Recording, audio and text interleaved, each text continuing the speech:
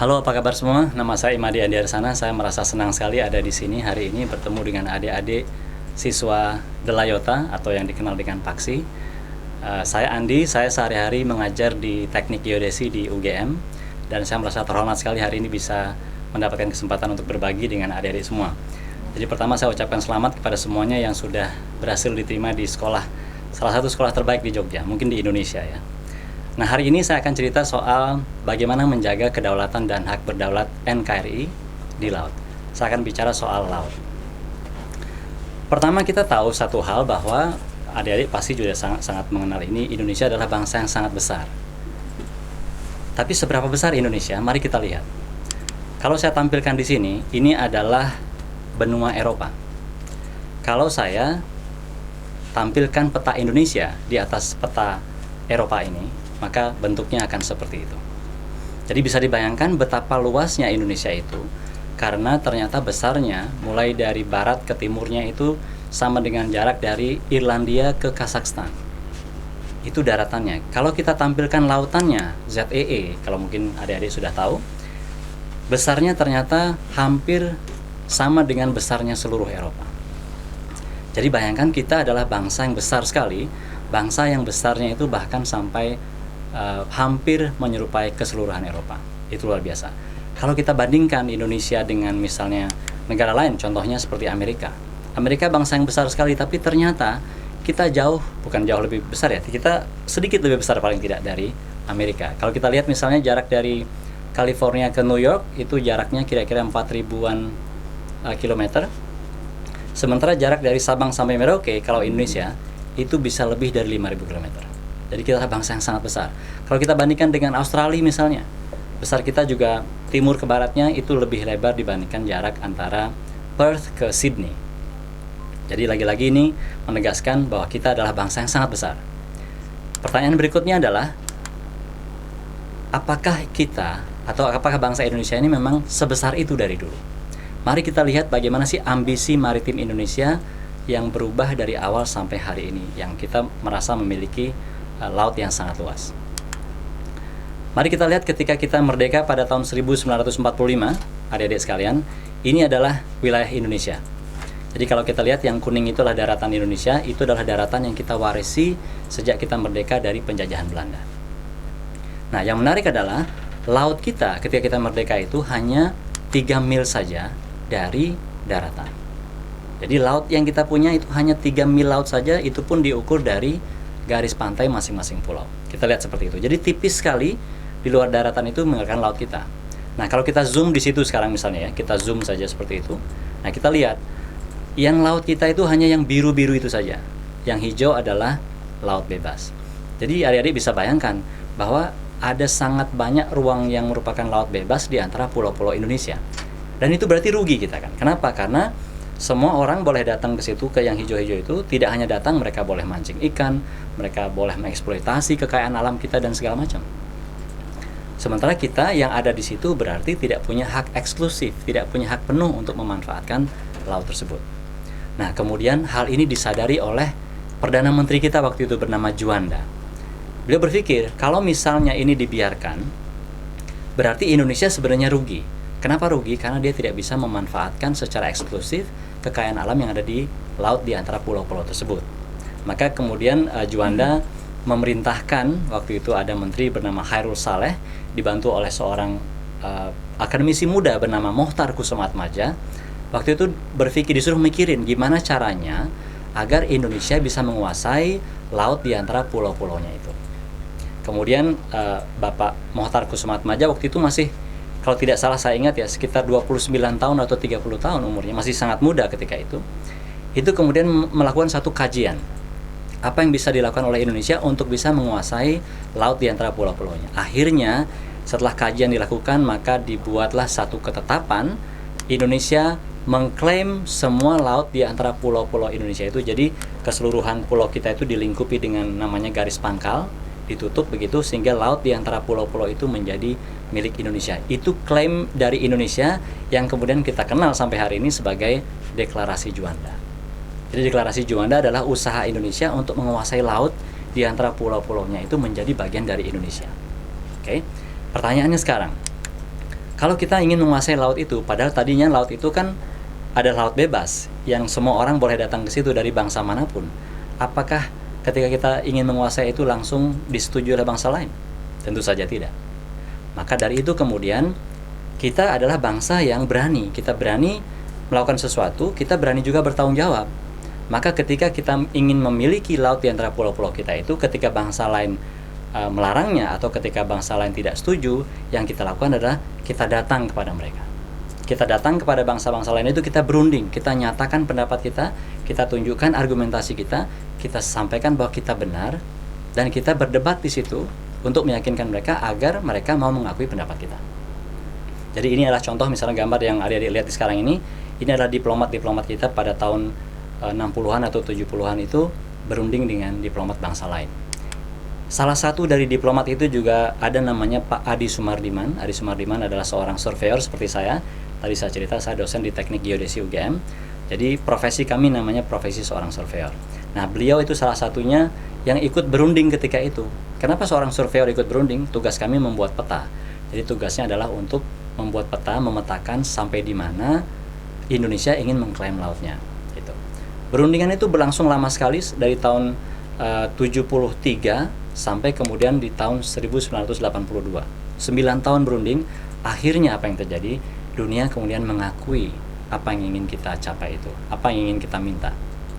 Jadi disitulah kemudian dunia menuangkan apa yang diinginkan oleh Indonesia dalam sebuah konvensi atau peraturan internasional yang kita kenal sebagai Konvensi PBB tentang hukum laut, atau yang sekarang lebih banyak kita kenal dengan UNCLOS, United Nations Convention on the Law of the Sea.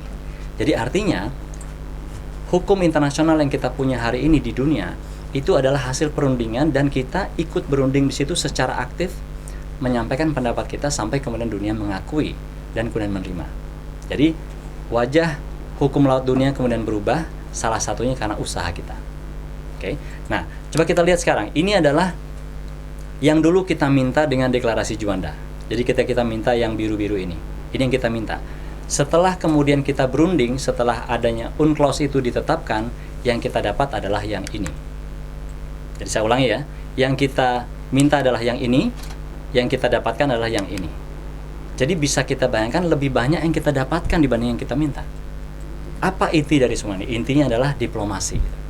Intinya adalah kekuatan para generasi kita pada saat itu ketika mereka berunding berdebat dengan bangsa-bangsa lain. Berarti di situ adalah soal kecerdasan, soal kemampuan mereka untuk berargumentasi, soal kemampuan mereka untuk mempertahankan pendapat sampai akhirnya diakui oleh dunia. Nah, ini mau saya pesankan kepada adik-adik, kita harus benar-benar sadar, paham, memahami bahwa laut luas yang kita punya hari ini itu adalah hasil diplomasi yang luar biasa dari bapak-bapak, dari para pendahulu kita yang mengandalkan kecerdasan mereka gitu. Mengandalkan kecerdasan mereka untuk meyakinkan dunia. Nah, ini juga sekaligus mengingatkan pada adik-adik semua bahwa jika para pendahulu kita sudah berhasil membuat laut kita begitu luas dengan melakukan satu diplomasi, maka itu kemudian menjadi PR bagi kita semua, mengingatkan kita semua untuk meneruskan perjuangan itu. Bagaimana sekarang kalau kita sudah punya laut yang begitu luas, apa yang kita bisa lakukan dengan laut itu? Itulah tugas kita, nanti kita akan diskusikan. Oke. Nah, ini mirip dengan apa yang dikatakan oleh Bung Karno. Jadi waktu itu yang berunding adalah orang-orang yang terbaik dari Indonesia. Kalau Bung Karno mengatakan, beri aku 1000 orang tua, niscaya akan aku cabut Semeru dari akarnya. Dan beliau lanjutkan, beri aku 10 pemuda, niscaya akan kuguncang dunia. Jadi kalau kita bersatu, adik-adik seperti sekarang ini, adik-adik Paksi ya, kalau kita bersatu dengan kecerdasan kita masing-masing, kita berbuat yang baik, kita belajar yang sungguh-sungguh, maka kita akan bisa benar-benar seperti apa yang Bung Karno sampaikan, mengguncang dunia. Jadi dengan kecerdasan kita, dengan temuan-temuan kita, dengan argumentasi adik-adik nanti kalian bergaul di panggung-panggung internasional, saya yakin kita suatu hari nanti akan bisa berkontribusi lebih besar lagi. Jadi itu bukan mimpi, karena apa? Kenyataannya memang para pendahulu kita sudah melakukan ini, sudah membuat laut kita menjadi luas, dan kita ikut mewarnai wajah hukum laut dunia hari ini. Nah, kalau kita lihat sekarang bagaimana hukum laut dunia itu bekerja atau bagaimana dia diatur, seperti yang tadi saya sampaikan, Indonesia turut di dalam merencanakan atau membuat hukum internasional ini yang kita kenal dengan nama United Nations Convention on the Law of the Sea atau UNCLOS. Mungkin adik-adik pernah lihat, ingat dulu di SMP ya, kita pernah tahu bahwa suatu negara itu berhak atas 12 mil laut teritorial, lalu ZEE-nya 200 mil. Nah, apa yang ada di pelajari itu sebenarnya ada sejarahnya seperti yang tadi saya sampaikan. Hukumnya itu dibuat dan kontribusi atau masukan dari Indonesia itu luar biasa banyaknya gitu. Nah, sekarang mari kita lihat bagaimana hukum laut itu mengatur kewenangan sebuah negara atas laut atau ruang laut. Nah, itu adalah garis pangkal atau garis pantai. Di luar itu, kita tahu bahwa negara itu berhak atas laut teritorial, 12 mil laut lebarnya. Di luar itu berhak lagi atas zona tambahan, atau ZEE dulu. ZEE, kemudian setelah itu ada landas kontinen. Kemudian di situ ada, di luar itu bukan kekuasaan satu negara, tapi dia merupakan kewenangan semua semua negara, tidak dikuasai satu negara, namanya the area atau kawasan. Kemudian ada laut bebas. Kemudian di dalam ZEE itu ada nanti ada zona tambahan. Jadi intinya yang mau saya ceritakan adalah seperti inilah UNCLOS itu mengatur kewenangan satu negara atas laut. Ada laut teritorial, ada zona tambahan, ada ZEE, ada landas kontinen dan seterusnya. Itu merupakan hasil dari buah pemikiran kita juga yang sekarang diakui oleh dunia gitu. Nah, di situ kalau adik-adik terlihat di bagian paling bawah itu ada kedaulatan, ada hak berdaulat. Itu harus dibedakan. Kedaulatan adalah daratan ditambah 12 mil laut teritorial, itu namanya kedaulatan. Di luar itu namanya hak berdaulat. Jadi tidak semua ruang laut itu namanya kedaulatan. Ada beberapa yang namanya hak berdaulat. Ini penting untuk dibedakan karena secara hukum internasional itu tidak sama. Kedaulatan itu sovereignty, hak berdaulat itu sovereign rights. Jadi intinya adalah pada kedaulatan kita berhak penuh. Jadi pada daratan kita dan laut teritorial itu kita punya hak penuh di situ. Tapi di luar itu di ZEE misalnya kita tidak punya hak penuh, tapi kita punya hak untuk memanfaatkan kekayaan alam yang ada di situ. Itu namanya hak berdaulat. Oke. Nah, sekarang mari kita lihat. Nah, saya adalah orang teknik dari teknik geodesi, jadi saya akan cerita lebih teknis sedikit bagaimana suatu negara itu mendapatkan 12 mil laut teritorial, 200 mil ZEE. Bagaimana cara mengukurnya? Nah, kalau adik-adik baca ini di sini ada pasal-pasalnya di dalam UNCLOS itu diatur, tapi saya akan coba sampaikan gimana caranya mereka melakukan pengukuran secara teknis. Misalnya yang kuning itu adalah daratan, yang biru itu adalah laut, maka cara mengukur batas terluar laut teritorialnya adalah seperti itu. Jadi menggunakan envelope of arcs. Jadi kalau adik-adik lihat ini seperti pakai jangka begitu ya. Itu kalau jari-jarinya 12 mil berarti itu adalah batas terluar laut teritorial. Dan berarti yang biru tua itu adalah laut teritorial satu negara. Kenapa ini penting diceritakan? Karena banyak juga orang yang menduga dikiranya 12 mil itu dihitung dengan cara 12 mil pantainya, garis pantainya dikopi lalu ditarik 12 mil. Bukan seperti itu caranya. Jadi seperti yang tadi sebelumnya saya ceritakan. Nah, itu tadi kita menggunakan garis pantai yang normal. Sekarang bagaimana kalau garis pantainya seperti ini, seperti bergerigi, keriting kayak gini? Bagaimana caranya sebuah negara bisa menentukan lautnya yang 12 mil tadi itu? Caranya adalah pertama, negara ini berhak atas garis pangkalnya itu dibuat garis pangkal lurus, jadi menghubungkan titik-titik terluar yang ada di garis pantai itu. Dari situ kemudian dari garis lurus itu baru diukur 12-nya gitu. Seperti itu. 12 milnya diukur dari garis lurus itu, sehingga kemudian yang kuning itu menjadi batas terluar zona maritimnya, dalam hal ini laut teritorial. Jadi supaya adik-adik bisa membayangkan kalau misalnya garis pantainya lembut seperti tadi, itu berarti caranya menggunakan envelope of arcs. Kalau bergerigi seperti ini, kita bisa membuat garis pangkal lurus dulu, baru kemudian diukur 12 dari garis pangkal tersebut. Nah, sekarang bagaimana dengan Indonesia? Masih ingat tadi Indonesia diberi hak yang istimewa, yaitu memiliki laut di antara pulau-pulaunya. Artinya apa? Indonesia bisa menetapkan garis pangkal yang melingkupi keseluruhan pulau-pulau Indonesia itu, sehingga laut di antara pulau-pulau itu menjadi milik Indonesia. Oke.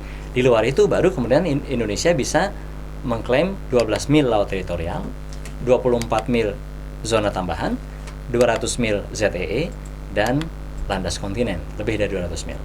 Jadi bisa kita bayangkan sebenarnya sangat luas laut yang bisa diklaim oleh Indonesia. Apa tadi? Saya ingatkan lagi, karena perjuangan para pendahulu kita tadi berunding di meja perundingan tadi. Jadi kita tidak mengeluarkan sebutir peluru pun untuk bisa membuat laut kita sangat luas atau wilayah kita sangat luas. Kita menggunakan kesaktian intelektualitas kita. Kalau kita belajar dengan baik, kita berargumentasi dengan baik, maka kemudian negara-negara menerima pendapat kita. Oke. Nah, sekarang kita lihat begini, itu namanya kedaulatan, di luar itu namanya hak berdaulat. Tadi sudah kita bahas ya, mana yang namanya kedaulatan, mana hak berdaulat. Sekarang saya andaikan, misalnya dengan hukum seperti tadi, berarti kan kalau ada negara kecil di laut, sendirian begitu ya, maka berdasarkan hukum laut tadi, berdasarkan UNCLOS, dia bisa mengklaim laut yang sangat luas. Kenapa sangat luas? Karena 12 mil laut teritorial, 24 mil ZTE, zona tambahan, 200 mil ZTE, dan seterusnya. Berarti negara itu bisa mengklaim laut yang sangat luas. Luas sekali seperti itu. Jadi bayangkan kalau ada negara sendirian di tengah laut ya, katakan dia kecil sekali gitu negaranya, dia bisa bahkan mengklaim laut yang luasnya sampai 1 juta kali luas daratannya. Jadi luar biasa laut yang bisa dikuasai oleh suatu negara berdasarkan hukum itu tadi. Tapi pertanyaannya, apa mungkin sebuah negara bisa mengklaim laut seluas itu? Kita lihat sekarang bentuk benua itu seperti itu, bentuk negara seperti itu. Jadi kita tahu ada 190-an lebih negara di dunia ini dan jaraknya berdekatan satu sama lain, maka tidak mungkin mereka akan bisa mengklaim laut yang luas sekali walaupun diizinkan oleh hukum. Kenapa tidak mungkin? Karena dia berdekatan dengan tetangga, tetangganya juga punya hak yang sama kan gitu. Jadi pasti akan terjadi tumpang tindih. Mari kita lihat. Contohnya seperti ini. Jadi ada negara A, B, C, D, E, F misalnya nih. Ingat pertama kali negara ini berdasarkan hukum tadi, semua negara berhak atas 12 mil laut teritorial. Oke, itu ingat dulu. Nah, dalam hal ini kalau kita lihat misalnya antara negara C dan D, itu tidak ada tumpang tindih kan? Tapi kan kita juga ingat negara ini juga berhak atas ZEE 200 mil. Betul? Nah, begitu negara itu mengklaim ZEE, maka akan terjadi tumpang tindih. Misalnya antara C dan D. Nah, kalau terjadi tumpang tindih seperti itu, apa yang dilakukan? Maka dibuatlah batas maritim. Ini yang kita sebut sebagai membatasi ruang laut antara negara satu dengan negara yang lainnya. Oke. Nah, itu ada aturannya tuh di UNCLOS, itu yang kita sebut batas maritim. Nah, ini kan kelihatannya kesannya gampang sekali gitu kan, membuat batas antara negara C dan D. Tapi kalau bayangkan kalau di situ misalnya ada minyak, seperti yang baru kita lihat ini, ada minyak, ada kekayaan alam yang membuat orang itu ingin rebutan, pasti proses untuk membuat garis itu tidak akan selancar itu, tidak akan semudah itu. Nah, antara negara C dan D itu namanya negara yang berseberangan atau adjacent states. Nah, sekarang kita lihat misalnya antara A dan B.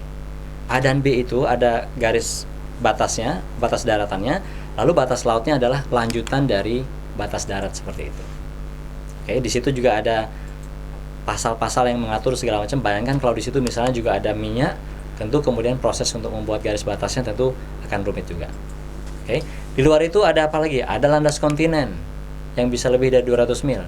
Itu pun harus dibagi berarti oleh negara-negara yang kemudian merasa itu tumpang tindih. Nah, dari sini bisa kita lihat bahwa kalau semua negara mengikuti hukum saja, mengikuti UNCLOS, situasinya sudah cukup rumit ini. Karena akan terjadi tumpang tindih, maka negara harus berbagi laut dan segala macam gitu. Semua ikut hukum saja sudah rumit. Bayangkan kalau ada negara di dunia yang tidak ikut hukum, misalnya katakan negara F itu, dia ngawur aja gitu mengklaim misalnya lautnya segitu. Tentu akan terjadi urusannya runyam lagi. Nah, di sini saya pengen mengingatkan adik-adik, pertama, kita ikut membuat hukum yang ini. Oke, karena kita ikut membuat hukumnya berarti kita harus tunduk pada hukum itu. Nah, dengan ini kemudian kita jadi tahu bahwa kalau terjadi tumpang tindih kewenangan laut atau hak laut dari satu negara dengan negara lainnya, dia harus berbagi laut, dia harus tentukan batas maritimnya, prosesnya namanya delimitasi batas maritim. Nah, sekarang kita lihat kalau ini kita terapkan di Indonesia, bentuknya menjadi seperti nanti kita bisa lihat ya. Ini contohnya kalau Indonesia, ini simulasi saja. Misalnya ini Indonesia katakan, dia punya laut yang biru itu, kemudian ada ZEE-nya, ada landas kontinennya. Tapi kalau di dekatnya ada negara lain yang juga berhak atas laut teritorial, zona tambahan, dan ZEE, berarti akan terjadi tumpang tindih yang perlu ditetapkan batasnya. Bagaimana kalau ada negara lain lagi di situ, negara C misalnya, yang juga berhak atas 12, 24, dan 200. Dan dia juga berhak atas landas kontinen, lebih dari itu. Maka akan terjadi tumpang tindih juga. Nah, begitu ada tumpang tindih, harus dinegosiasikan, harus diselesaikan secara bersama untuk menetapkan batas maritim. Nah, kalau ini kita terapkan sekarang konsep ini pada negara Indonesia, nah ini kelihatan sekarang Indonesia ini. Indonesia karena konsep itu tadi, karena dia berhak atas laut yang sangat luas segala macam, dan terjadi tumpang tindih dengan negara lain, maka Indonesia memiliki 10 negara tetangga. Maksudnya Indonesia perlu menetapkan batas maritim dengan 10 negara tetangga. Apa saja itu? India, Thailand, kemudian ada juga Malaysia, Singapura, Filipina, kemudian ada Palau, ada Papua New Guinea, ada Australia, ada Timor Leste, apa tadi yang saya belum sebutkan, kita ulangi ya. India, kemudian setelah India ada Thailand, ada Malaysia, ada Singapura, ada Vietnam, ada Filipina, ada Palau, ada Papua New Guinea, ada Australia, dan ada Timor Leste. Oke, udah 10. Nah, itulah negara-negara yang kita perlu ajak berunding untuk menetapkan batas maritim. Pertanyaannya, apakah semuanya sudah selesai? Jawabannya belum. Mari kita lihat. Jadi ini menjadi tantangan kita di masa depan kemudian. Jadi dari tadi sudah kita bahas bahwa kita sudah berhasil berjuang untuk menguasai laut yang sangat luas. Kita berhak atas laut yang luas. Tapi masih ada tantangan di luar itu. Pertama, misalnya ini. Saya tadi bilang ada 10 tetangga yang kita punya yang perlu menetapkan batas maritim dengan kita. Apakah sudah selesai? Tadi saya bilang juga belum selesai. Batas maritimnya ada banyak yang belum terselesaikan, yaitu yang ini. Yang muncul kotak-kotak merah itu. Di situ batas-batas kita belum selesai dengan negara tetangga. Sebagai contoh, ini adalah kita dengan Malaysia. Kita dengan Malaysia itu ternyata sudah menetapkan batas maritim tahun 1969, itu garis merah itu. Nah, ini adalah batas yang sudah ditetapkan tahun 69, tapi hanya untuk membagi dasar laut saja. Ingat ya, dasar laut doang nih, air lautnya belum dibagi. Kenapa air lautnya belum dibagi? Karena waktu itu tahun 69 memang belum ada aturan untuk berbagi air laut. Tapi begitu kemudian muncul aturan baru tahun 82, ingat tadi yang UNCLOS itu, muncul aturannya, berarti sekarang negara-negaranya berhak atas ZEE. Berarti mereka kalau terjadi tumpang tindih airnya harus berbagi. Nah, Indonesia pengennya, kalau saya ulangi dulu, ini garis merah yang adik-adik lihat sekarang ini pasti lebih dekat ke Indonesia kan? Nah, ini berarti tidak begitu adil untuk Indonesia.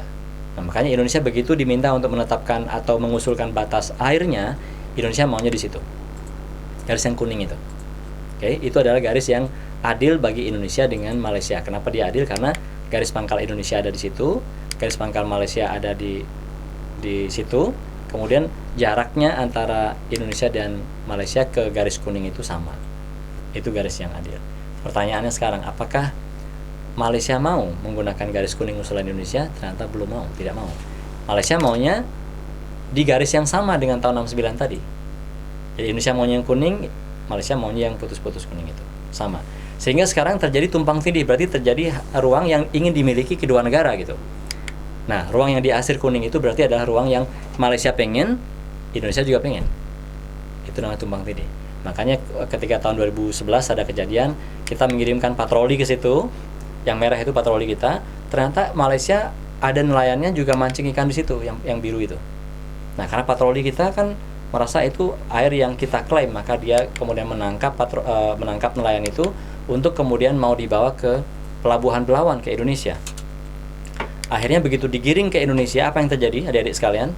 Ternyata ada helikopter Malaysia datang mencegat. Kenapa helikopter Malaysia mencegat? Karena menurut Malaysia itu adalah perairan yang juga dia klaim. Jadi menurut Malaysia berarti itu dia punya hak juga di situ. Nah, ini terjadi persoalan, berarti kita ingin memiliki, Malaysia ingin memiliki. Nah, terjadilah perseteruan di tengah laut seperti itu. Tapi apa yang dilakukan oleh petugas kita? Petugas kita waktu itu menurut saya keren sekali ya. Dia tetap digiring 2 kapal Malaysia itu ke pelabuhan Belawan, kemudian helikopternya mau mengejar, tapi kemudian dia memutuskan untuk pulang. Kenapa helikopter Malaysia memutuskan untuk pulang, tidak langsung mengejar ke Indonesia? Kalau ada lihat di situ ada yang hijau itu kan adalah laut teritorial ya. Laut teritorial itu kan merupakan kedaulatannya Indonesia. Nah, kapal asing atau pesawat asing nggak boleh melewati itu. Jadi sebenarnya bukannya Malaysia takut, tapi dalam hal ini dia memahami, dia menghormati aturan hukum internasional. Nah, itu salah satu contoh yang sering sekali kita dengar selama ini di koran, mungkin terjadi pelanggaran batas, terjadi penangkapan nelayan segala macam. Jadi adik-adik sekarang mudah-mudahan bisa lumayan sedikit mengerti kenapa itu terjadi. Kenapa terjadi perseteruan antara kita dengan Malaysia misalnya di Selat Malaka? Jawaban yang paling utama adalah karena kita belum menetapkan batas maritim kita dengan Malaysia. Jadi ini perlu PR yang akan kita perlu selesaikan. Misalnya ini kalau kita lihat tadi dalam bentuk 3 dimensi ya. Jadi ingat tadi, kita dengan Malaysia sudah menetapkan batas maritim di sana. Oke, batas maritim tahun 69 itu dasar lautnya sudah ditetapkan. Tapi Indonesia inginnya untuk batas air lautnya inginnya di situ. Beda, di garis yang beda. Sementara Malaysia inginnya di garis yang sama. Nah, berarti kan sekarang ada ruang laut yang ingin dimiliki kedua-duanya, yang kita sebut sebagai overlapping claim, itu overlapping area. Tumpang tindih, bertampalan. Semua pengen memiliki itu. Jadi kalau sekarang ada nelayan Malaysia datang ke situ, kita akan bilang dia melanggar. Tapi kalau nelayan kita datang ke situ, dia juga akan bilang nelayan itu melanggar gitu. Nah, yang seru misalnya kalau yang terjadi petugas ketemu petugas gitu. Itu akan mesti, misalnya kita akan bilang dia memasuki perairan kita, dia mungkin juga akan bilang Anda yang memasuki perairan kami, dan seterusnya. Jadi supaya teman adik-adik bisa paham konteksnya, kenapa kok terjadi sengketa di tengah laut, karena memang belum ada batas yang ditetapkan. Itu yang menyebabkan terjadinya perbedaan dan terjadinya sengketa. Nah, mungkin ada juga yang bertanya begini, apa bisa ya satu garis batas itu berbeda antara garis batas yang membagi dasar laut dengan membagi air lautnya? Jawabannya bisa. Karena kita udah pernah lakukan ini dengan Australia. Tahun 72 kita tetapkan batas maritim yang membagi dasar laut. Lalu tahun 97 kita tetapkan batas yang membagi air lautnya. Beda kan ruangnya? Nah, sekarang berarti di ruang itu kalau kita lihat sekarang, dasar lautnya milik Australia, tapi air di atasnya milik Indonesia. Nah, ini memang cukup rumit ini. Jadi bayangkan dasar lautnya punya Australia, air lautnya punya Indonesia di atasnya. Artinya apa itu? Artinya ikannya punya Indonesia. Nah, kalau ikannya punya paspor, dia pakai paspor Indonesia. Tapi kalau misalnya dasar lautnya karena punya Australia, berarti minyaknya, migas itu punya Australia. Nah, mungkin yang adik-adik mungkin di sini banyak yang tidak tahu, teripang atau mentimun laut atau sea cucumber itu punya Australia. Kenapa? Karena hidupnya nempel di dasar laut. Karena dasar lautnya punya Australia, maka teripangnya punya Australia. Jadi bisa dibayangkan ini, nelayan kita kan taunya di kawasan itu dia boleh mancing kan, karena ikannya milik Indonesia. Tapi kalau dia tidak sengaja menangkap teripang, maka dia bisa dianggap melanggar hukum internasional gitu. Nah, jadi arti di sini juga kita perlu pahami betapa rumitnya urusan ini, maka kita harus belajar dengan sangat baik. Adik-adik sekarang di sini harus belajar dengan sangat baik agar memahami hukum internasional, agar nanti kita bisa membela bangsa kita dengan cara-cara yang cerdas. Jadi kita tidak hanya sekedar ngamuk, tidak hanya sekedar demo, tapi kita harus tahu juga ilmu di balik itu bagaimana. Oke. Nah, mungkin ada juga yang tanya bagaimana caranya menentukan garis di laut, garis batas, karena nggak ada garisnya kan, karena dia kan imajiner, karena dia kan maya. Nah, caranya adalah dengan menggunakan alat bernama GPS, Global Positioning System. Jadi supaya kita bisa tahu kapan dia melanggar batas atau lewat batas, ada alat namanya GPS. Itu yang kami pelajari di Teknik Geodesi UGM. Kemudian yang lain lagi, kalau kita bicara tantangan sekarang, karena laut kita luas, berarti kita perlu penjaga laut yang luas. Apa itu? Berupa kapal salah satunya. Berarti itulah tantangan kita di masa depan. Kita punya banyak kapal-kapal yang canggih untuk bisa menjaga laut kita. Kita harus punya perwira-perwira yang canggih, petugas keamanan laut yang canggih untuk bisa menjaga laut kita. Berikutnya apa lagi? Pendidikan. Ini salah satu yang kita baru mulai hari ini. Jadi saya bercerita kepada adik-adik semua agar adik benar-benar paham tentang laut, tentang bagaimana sih sejarahnya kita memiliki laut. Dulu bagaimana, sekarang bagaimana. Apa yang harus kita lakukan? Itu adalah soal edukasi, soal pendidikan. Kenapa itu penting? Karena berikutnya persaingan kita dengan bangsa-bangsa lain tidak lagi lewat bambu runcing. Itulah pertarungan intelektual. Jadi kalau adik-adik nanti sudah tiba saatnya, adik-adik akan berdiri di sebuah ruangan di gedung PBB di New York sana, bertempur secara intelektual dengan mungkin diplomat tidak saja Malaysia, Singapura, tapi juga New York, Guatemala, atau mungkin Prancis, untuk mempertahankan gagasan kita. Kita tidak akan perlu lagi menggunakan bambu runcing karena pertarungannya ada di ruang-ruang diskusi. Jadi ini ada pertarungan intelektual. Makanya adik-adik sekarang menurut saya sudah benar bersekolah yang baik di tempat yang baik seperti di Loyola ini, dan di situ adik-adik akan belajar banyak sekali untuk bisa membela negara kita nanti di masa depan. Nah, untuk apa laut yang luas itu? Ini sekedar sedikit saja untuk memberikan gambaran. Pertama, untuk ikan tentunya. Jadi kita bayangkan kita punya seluas itu, kita punya lautan, ikannya besar, banyak sekali. Itu yang akan kita kelola. Yang pertama ya. Kedua, kita juga akan bicara soal mineral bawah laut. Jadi ada banyak sekali kekayaan alam yang bisa kita manfaatkan dari laut itu. Nah, tapi itu perlu survei, perlu pemetaan, perlu kemampuan untuk mengetahui, perlu survei geologi, perlu survei hidrografi, untuk bisa mengetahui itu semua. Dan itu tidak mungkin kita lakukan, tidak mungkin kita eksploitasi tanpa kita belajar dengan baik. Yang lain lagi apa? Ini adalah sumber daya alternatif. Mungkin ada namanya black smokers. Black smokers itu sebenarnya seperti gunung berapi tapi di bawah laut. Dia kemudian kalau meletus dia mengeluarkan asap panas. Nah, air panas ini bisa kita gunakan untuk apa? Untuk pembangkit listrik. Ada gas hydrate dan macam-macam segala macam. Jadi ada banyak sekali sumber daya di laut yang belum kita kupas tuntas, yang belum kita eksploitasi dan eksplorasi. Nah, itulah tugas kita semua, tugas adik-adik juga bersama saya untuk belajar lebih keras. Suatu hari nanti mungkin ada 1, 2, 3, 4, 5 dari yang sedang mendengar sekarang akan menjadi ahli kelautan Indonesia mungkin di masa depan. Dan masa depan kita akan ada di tangan adik semua. Nah, itu kesimpulannya adalah laut kita luas sekali. Kedua, diperoleh karena perjuangan, jangan lupa. Kita itu tidak datang tiba-tiba, kita ada perjuangan, ada diplomasinya. Kemudian perlu penelitian sekarang untuk memahami sumber daya itu. Kalau kita tidak meneliti, kita tidak akan tahu apa saja sumber daya yang bisa kita manfaatkan. Nah, maka dari itu SDM itu sangat penting. Sumber daya manusia seperti adik-adik ini sangat penting. Makanya saya nanti sangat berharap ada adik-adik ini yang punya naluri untuk meneliti atau kemudian mempelajari ilmu sains lebih jauh, akan tertarik untuk mempelajari tentang laut. Kenapa? Karena masa depan kita ada di laut. Saya kira begitu. Terima kasih adik-adik semua. Semoga nanti kita bisa bertemu lagi.